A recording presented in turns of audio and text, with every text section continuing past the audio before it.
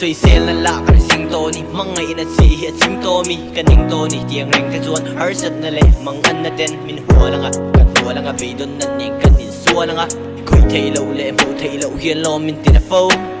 dem tur song in ka chuan thu ka sei lo thin lunga so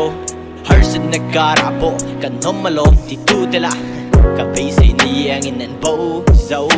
ka shing nun sing ko to fo chin har sat na le be don na te sardam thei lo tu preng chuan nui mel phe na lung ngai na nen Shatiam pui tu tur song a pi ruaya ka au chin na te min chang ta che wang yan nge tiang le mei tu ra mi lo tuan le har sa tiam mang angin phak to khen khan nangin chang tu song chin na se ka tong lo lim na ka pom lo fa nge kong lo su ka so fa so o ti in voi to ka so tho chan na ka tong lo har sa ni ka shing nun hi lal pa min pui ro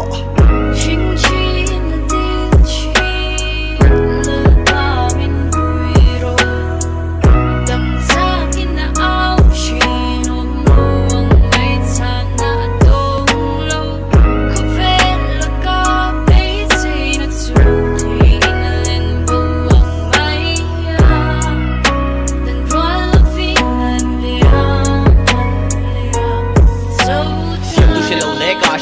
man lam kha chua tok to mangai na orol ni na wanga beng hu pakala asot mo dik ka soi chuan kan nun hi chu kan thu ni e kan thu ni alone chak tak tlanin ni tu ipan na mo I chiang em vana ning sa chiang e ro we call com a thei ho lo wan ya o in call trom man mo tlanin lo horo siam tu sa pa lo le ka shing nun man na tok to atir lim na si top tan kan tok forward tok